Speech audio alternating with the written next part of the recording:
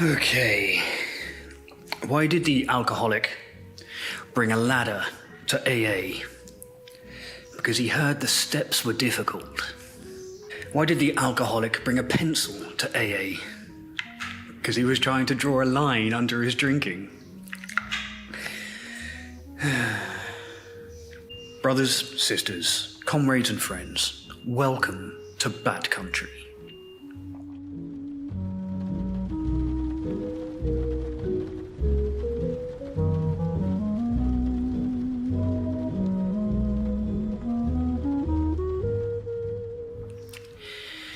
It's been a while since I talked about my own sobriety.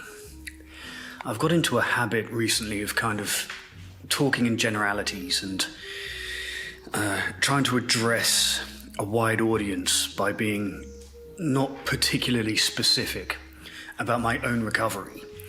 So I thought I'd just take today, when I have an hour or so, to bring you up to speed on what's going on with my own sobriety. So as of this moment, according to my app, betterwithoutbooze.me, I have 861 days of continuous sobriety. Now, I have a bit of a stain on my record because about 3.5 months ago, I had this weird run-in with codeine and I had to take benzodiazepines briefly. So I don't think I can realistically say that I've got 861 days completely sober. But I think it is fair to say that I've got 861 days sober from alcohol. And that's not nothing. Because when I think back to the end of my drinking and how bad it was and how impossible it seemed back then that I would ever be sober, to now be kind of approaching 1,000 days in my mind is quite the revelation. Very few people saw how really bad it was at the end. It's about 4 or 5 people who witnessed it firsthand. Hundreds of people saw the lead up to it. Hundreds of people saw me as a kind of heavy drinker and then as a kind of functioning alcoholic. But very few saw the end stage, the late stage alcoholism that I'd slipped into, which lasted on and off about 3 years. Very few people saw me just alone in the bed with the curtains closed, hugging a bottle of vodka in the dark with no electronics on around me, not even watching anything. Just all of my laptop was dead and my phone was dead because I was too drunk even to plug the charger in. And just flopping around in bed, waiting for little periods of stability so I could go out and buy more alcohol and then come home and hit myself on the head with the vodka hammer until I blacked out again, and just repeating that cycle day in and day out. To have got to where I am now, after that period where there was a real chance that at any moment I could have died, or during a time when I was a real candidate for an advanced liver disease, or could have died from a fall or an injury or anything like that. To have made it this far is not a miracle. It is, in fact, the product of really hard and dedicated work, of really doing the homework. So what do I mean by the homework of sobriety? So in some cases, there are systems already laid out for you, like AA, go into AA, or SMART. Those are, that's the work. It didn't work for me, unfortunately. One of my worst relapses came when I was leaving an AA event. It wasn't a meeting, it was a kind of off-site volunteering event kind of thing. And while I found the rooms, I found the meetings tolerable, useful, I liked the companionship and the camaraderie. When it came to the off-site events, where you go and like help each other move house and all of this stuff, where you go to each other's events and share success and stuff, I found those to be incredibly depressing. I liked the people in the rooms and in the meetings, but outside of that context, often I found that we had very little in common. And this particular event, I left early knowing that it was I'd made a decision to drink. And I walked out of the event across the road to a liquor store, and then I was blackout drunk an hour later, after about a year and a half of sobriety. So that particular style of sobriety homework didn't work for me in the long run. It gave me a lot of tools and a lot of tricks and tips and advice and wisdom that I still find useful to this day. But the program itself didn't work for me. I had to develop my own in the end, which was something more personal to me. And that for me is the homework, is recognizing, for example, if you go to AA and it works for you first time, and you walk out of your first meeting a sober person and you never drink again, that's doing the homework. That worked for you, fine. It didn't work for me. So part of my homework is grafting and fighting urges, looking my addiction in the eye, facing it down, talking to it, like literally outside, like verbalizing my arguments with it, like not today. You're not going to do this to me today. Or maybe we can talk about this again tomorrow. You're kind of negotiating with the urge and the craving and all of these weird little things. But for me, I had to develop my own understanding of sobriety, which is based a lot in philosophy and a little bit of science. And it's kind of a buffet of useful stuff that I've accumulated over the 5.5, 6 years of sobriety that I have in total. I've worked it into my own kind of understanding. But it is not easy. Now, I've said in the past, and I believe this, that sobriety is much easier than being an alcoholic. But I can also make the argument that being an alcoholic is easier than sobriety.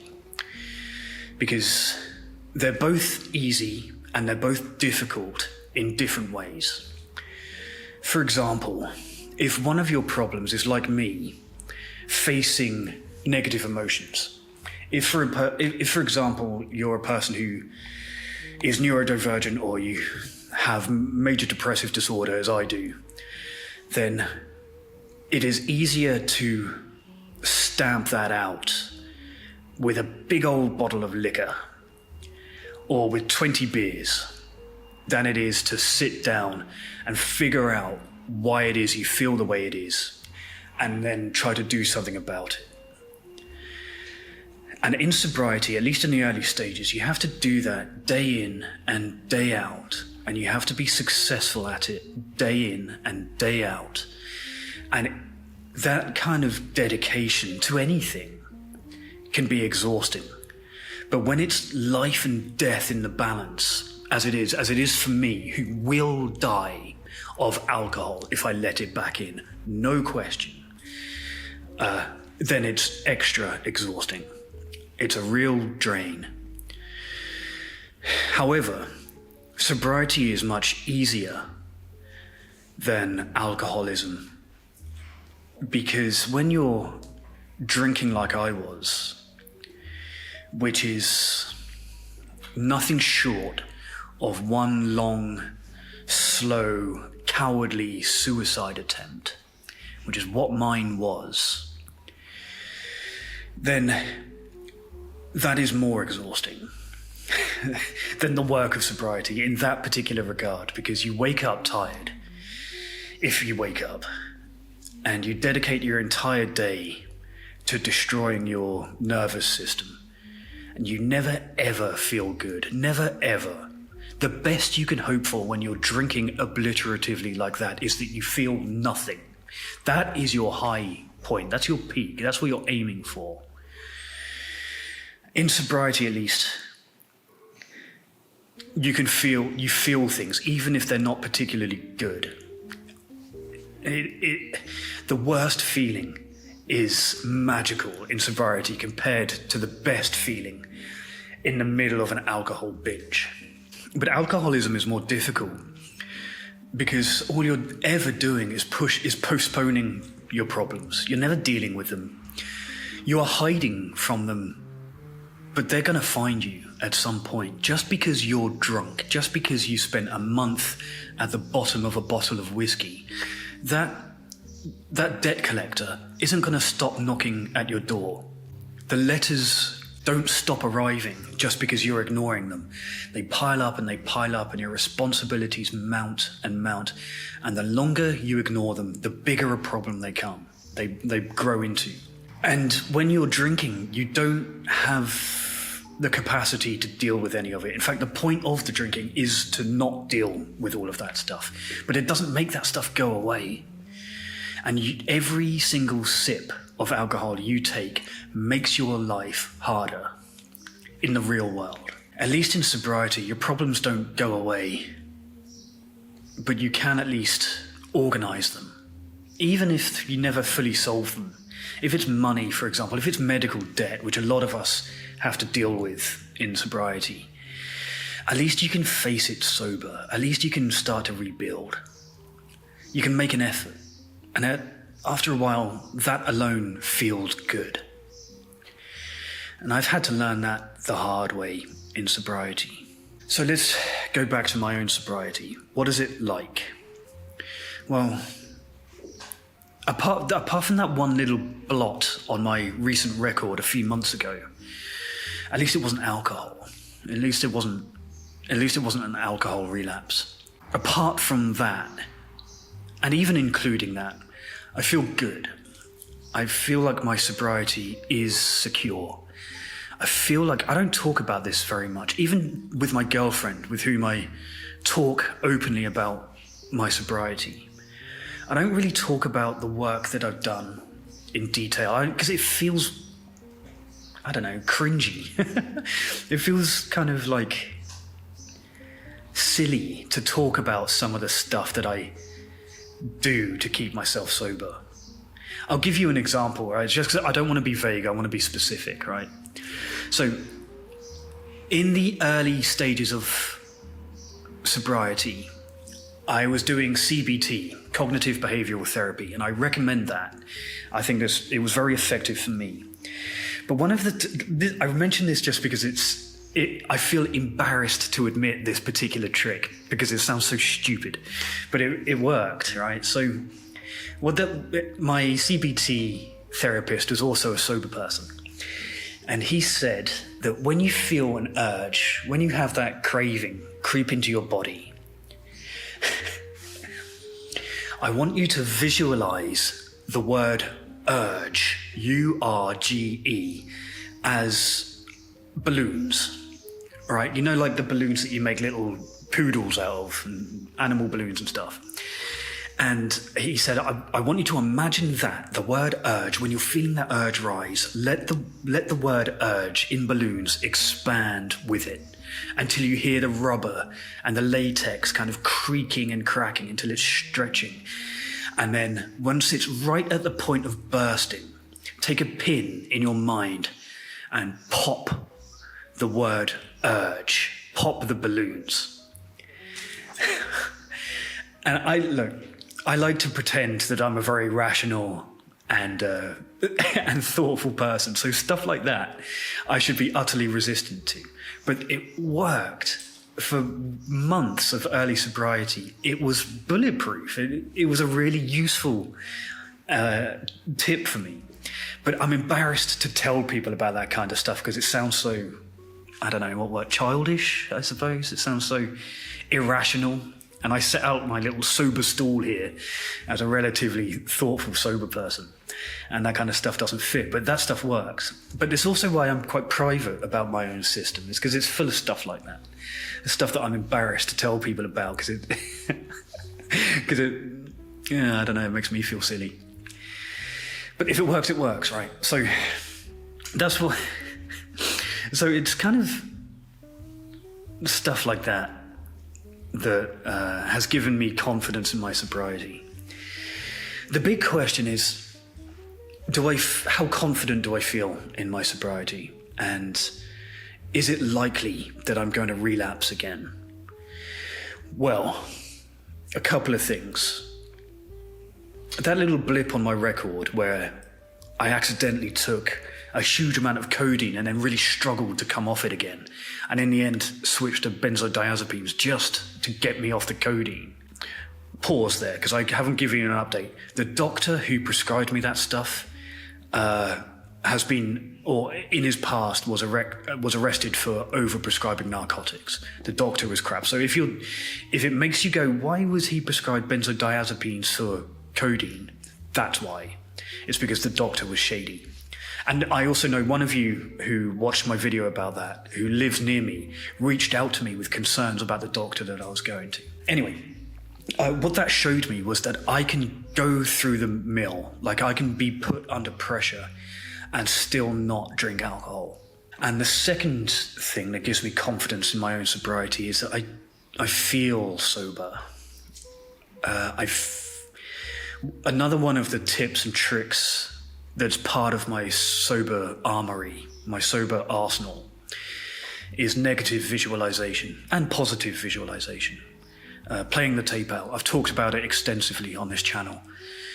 But negative visualization in particular, where I imagine the consequences of drinking. And positive visualization in which I set time aside, which I still do regularly, I'm serious about this, to visualize the entire rest of my life sober, imagining all the good stuff and all the bad stuff and how I'm going to navigate it without alcohol. And once I was able to do that regularly, once I was able to really picture my whole life without alcohol, it felt easier to live it. Just like how martial artists and UFC fighters, boxers, wrestlers, athletes, they visualize their event before they go into it.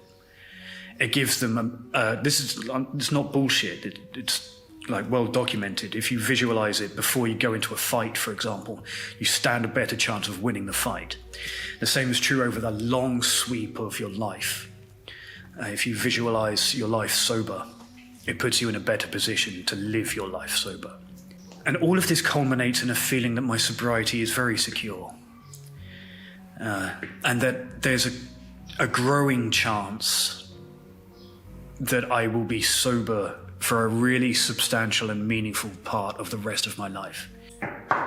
Touch wood. I'm aware of the danger of saying something like that, of sounding overconfident, of sounding arrogant, of sounding full of ego, and how that can make you complacent. It can kind of drop your shield slightly, open up chinks in the armor, and alcohol will sneak its way back in. And that's always a risk. There's always going to be a risk for me. But for now, while I'm considering the rest of my life, I'm confident in this moment that I can do it sober, and that I want to. And that's an important distinction too. I failed sobriety in the past. I failed periods of sobriety because I would make little deals and bargains with myself. For example, I would tell myself that I would quit until I was 65 and then I would enjoy my retirement, so drinking. I'd go back to drinking once I retired. And that's all it took for alcohol to go, aha, the door is left ajar, in I come again.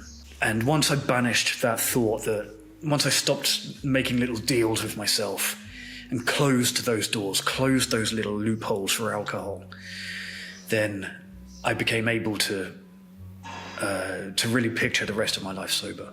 Urges and cravings have greatly diminished.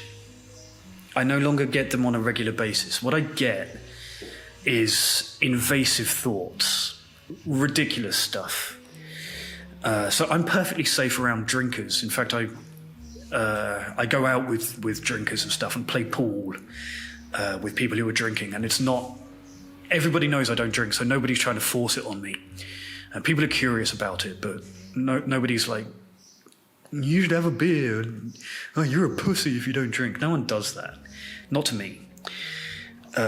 So I feel very secure going out to drinking establishments and not drinking myself. I'm okay with it. In fact, I quite enjoy it. And I always leave. When everyone gets pissed, that's when I go. Just Irish goodbye.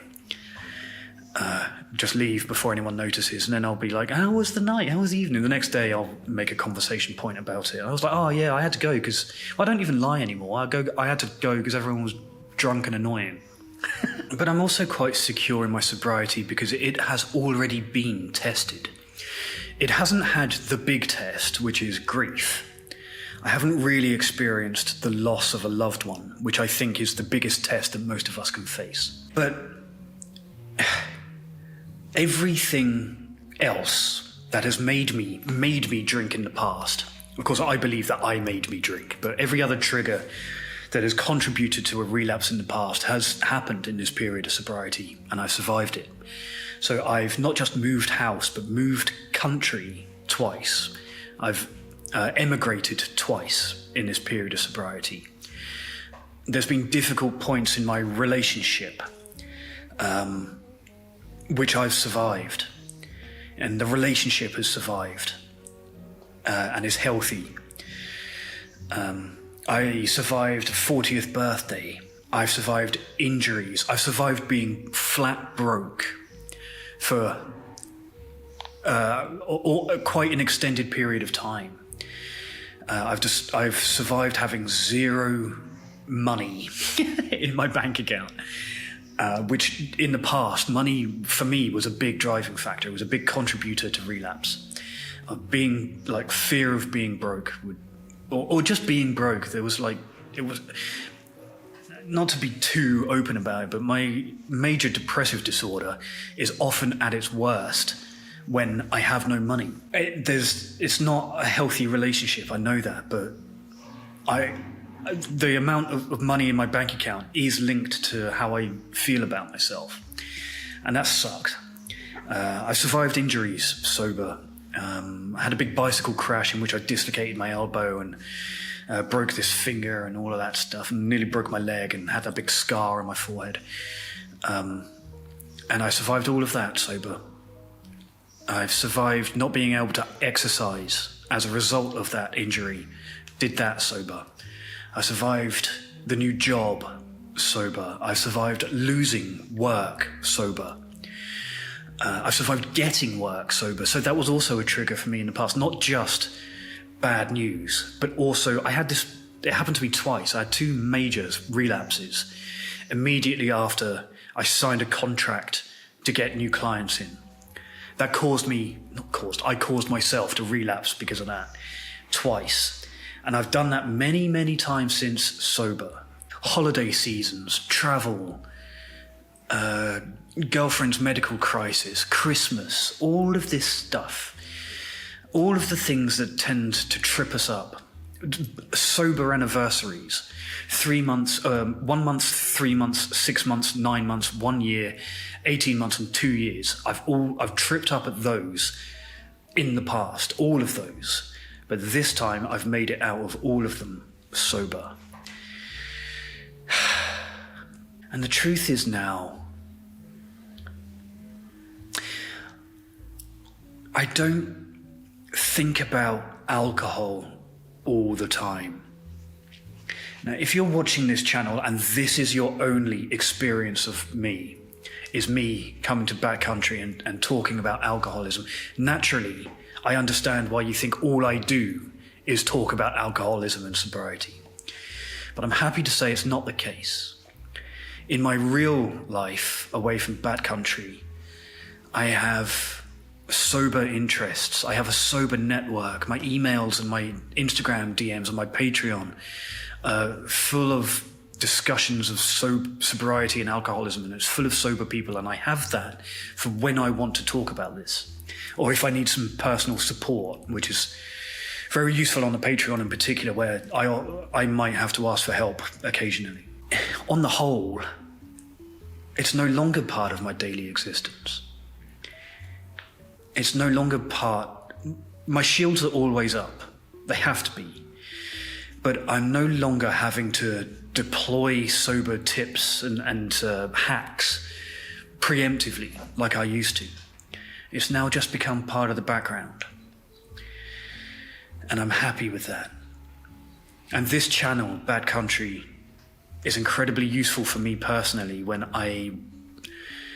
just to remind myself, just to keep up the guard, just to keep my eye in, as they say, in darts, maybe. But sobriety is good. My sobriety is good, and sobriety is good in general. But like all the things that are worth having, it takes hard work. It takes education. It takes homework. It takes learning. It can't be done for you. But that's also a reason why, if you get it, you should protect it and be proud of it. Thank you for watching. Do go check out the Sobriety web app, betterwithoutbooze.me, which is now a very, very polished kind of conceptual platform for understanding your own sobriety. And if you'd like more personal content and access to the group chat and behind-the-scenes video content, do go over to the Bat Country Patreon. That's patreon.com/batcountrysober for a really, really vocal and supportive community of sober people. As always, thank you for watching, and good luck out there.